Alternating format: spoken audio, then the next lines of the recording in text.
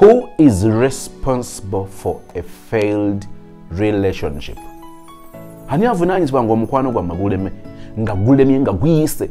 Ani avunanyizibwa? Oli mwana wa bulenzi okitadde ku muwala. Girls. Oli mwana wa buwala olukongoolo olutadde ku mulenzi. Man, those guys. Really? Is that so? Nze Sozimo. Thank you for following me ku my Facebook page, Sozimo, or liking, or following, or sharing, or commenting. Thank you. And thank you so much ngongoberera ku my YouTube channel, Sozimo. Webale ku subscribing era nkujjukiza bwanga tonyiganga that bell button ekuwa notification when I upload a new video. You're missing. Ebiseera byonna byetumala nga tuteeka olukongoolo nga tuteeka blaming abo betubeera nabo mu relationship okuba nti bebavunanyizibwa in a failed relationship, era twongera kubanga tugwa mu nsobi. We end up saying that there is not true love. There is not true love kubanga judgment ogi passing on to others. Kugamba okijja kubugwe n'okitunulira kwalla.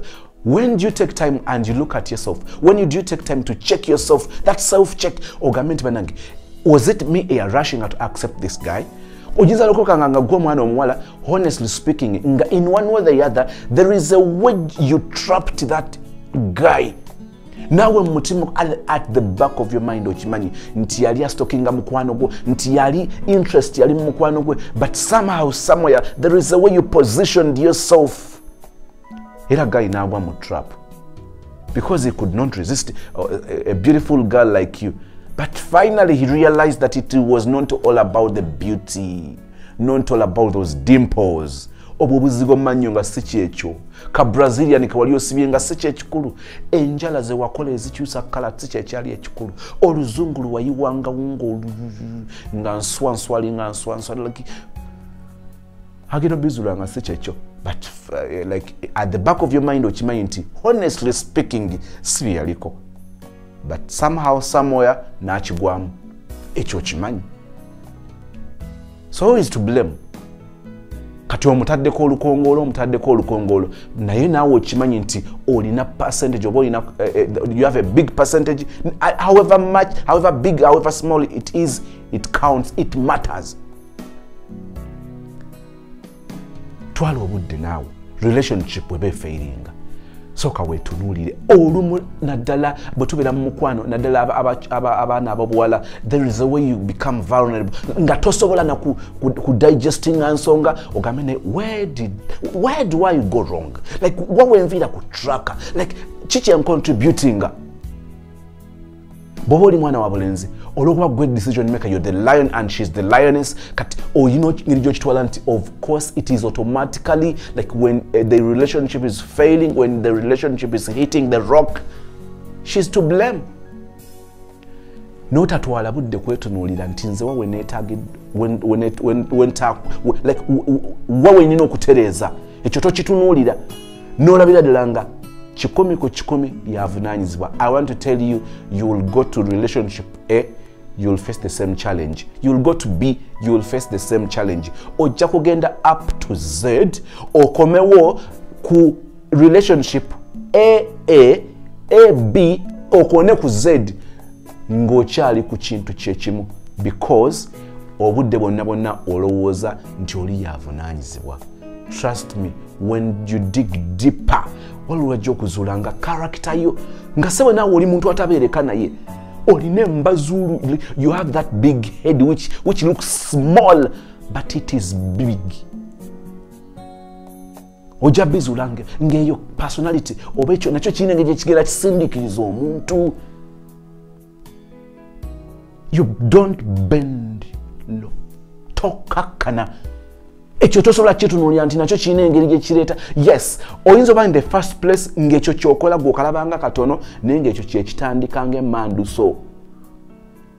Eyo starting button olwagipressing bwe kapa. He looked at you, she looked at you and she was like, guy ono ngaali selfish.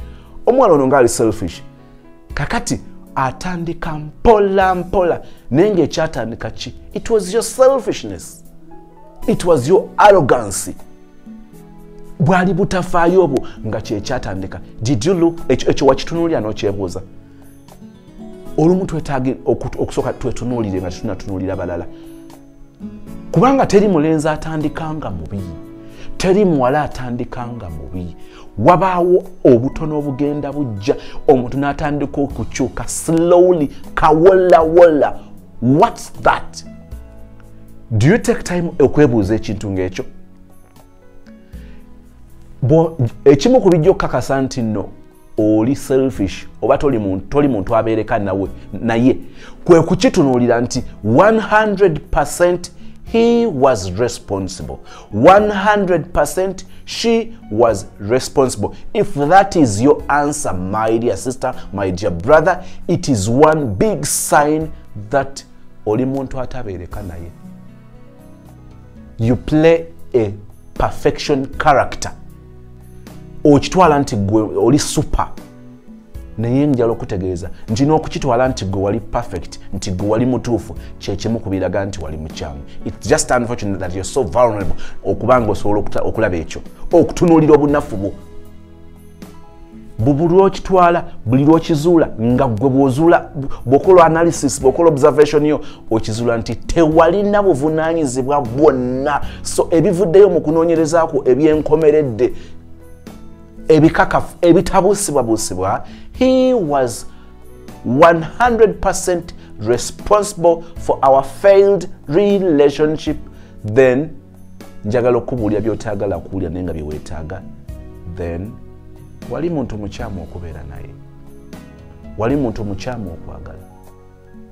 Tandika nga weetunuulira, nga tonaba kutunuulira kulemwa kwoli, sooka otunuulire kitundu ki ky'ozannya. Yes, ogenda okukiraba nga kitono. It was minor, it wasn't something big. Yes, to you kyali kitono, to him kyali kinene. Ekyo kyali kibi kye bayita saakiririgo. To him, to you, like it was kyali kitono. Tewamufaako bufi kumuwa ssente kugenda mu ddwaliro, yakugamba alina ekizibu n'omubuuza ogenda kukola otya, nfuye mugamba baby tukoze tutya. Just that, she would have told me. Yes, that's what you thought. Era kugwe kyalabikanga kitono, ku ye that was abomination, and she could not go on with you, so she called it off. Birowoozeeko, birabikanga ebitono byali bikulu, kubanga okumanya byali bikulu, relationship yagana, relationship about to hit the rock, ogiraba bweyuuga. Lwaki? Kubanga wabunyooma. Think about it and thank you for your time.